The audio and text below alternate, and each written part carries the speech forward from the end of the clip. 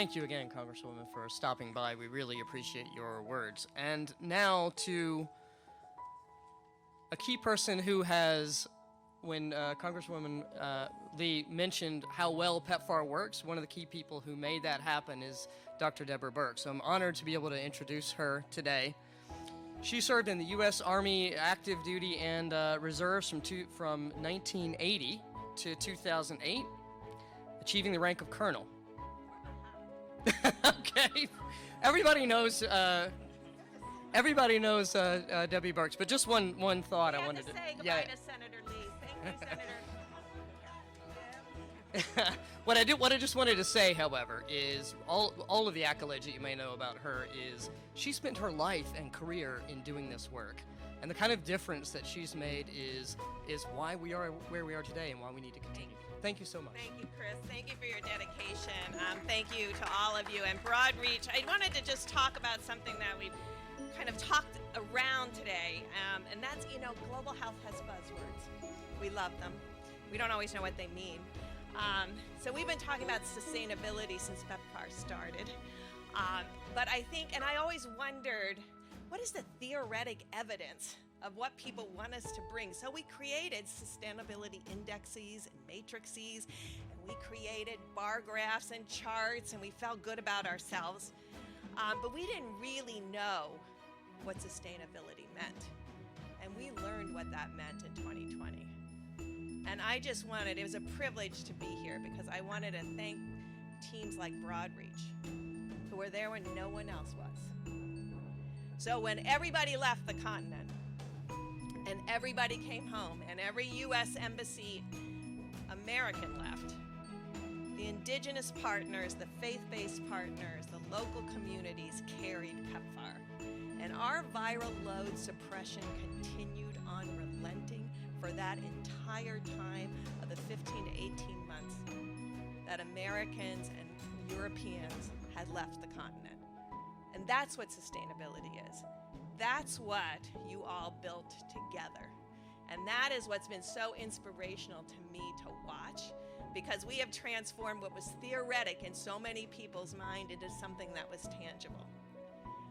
And that has meant a lot to me, and I know what it meant to be on the ground, scared to death, and making sure that because we didn't know how badly HIV positive patients would be impacted, but you stood your ground, and you not only did the COVID response, but you worked at the country level to make sure that those who needed us were served. And I just think it's remarkable, and I thank you, and I praise you for your work.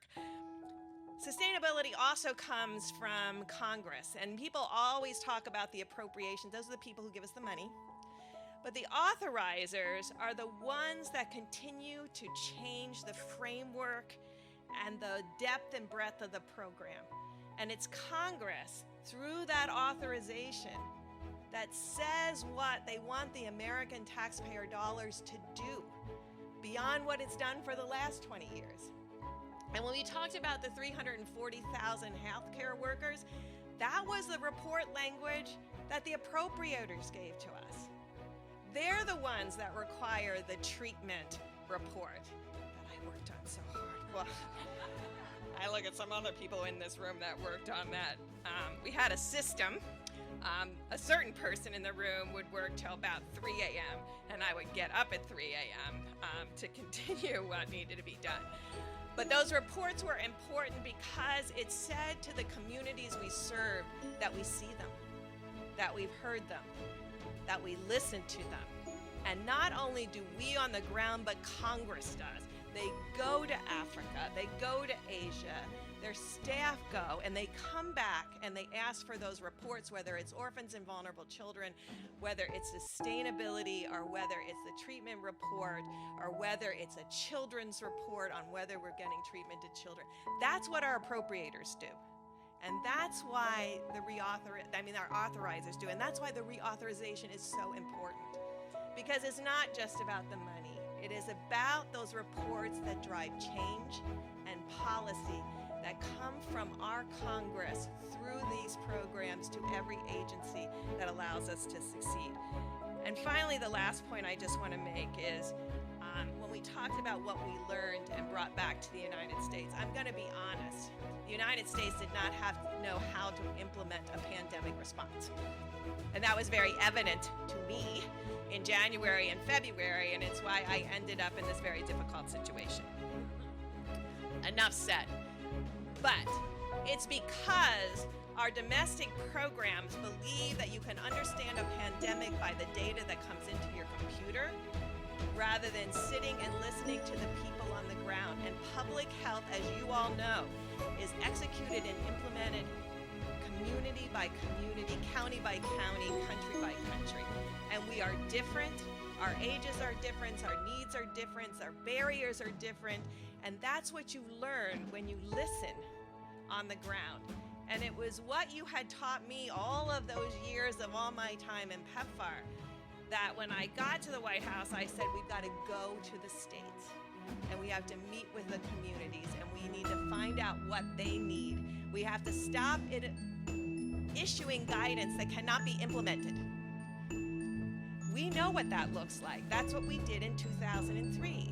We put out guidance that could not be implemented. We learned it didn't work. But we learned because there was a feedback loop and we were willing to listen. And I think today we could all learn that writing op-eds is not the way to get reauthorization. But remembering at our core the role of Congress and the role of the authorizers to really inspire us to reach all those children that Shannon talked about and require that report and require a deep dive in what was really important in sustaining during COVID and what that looked like. That's what Congress does. That's why reauthorization is important. And I think we should, all of the issues that have been brought up are issues that came up in 2013 and 2000 and 2018. We've dealt with them every time, but we have to remind them why they're important to us and why they're important to our response and how they made us better in the same way that communities on the ground made each of us better because we learned to listen. So thank you for listening, and I really appreciate being here.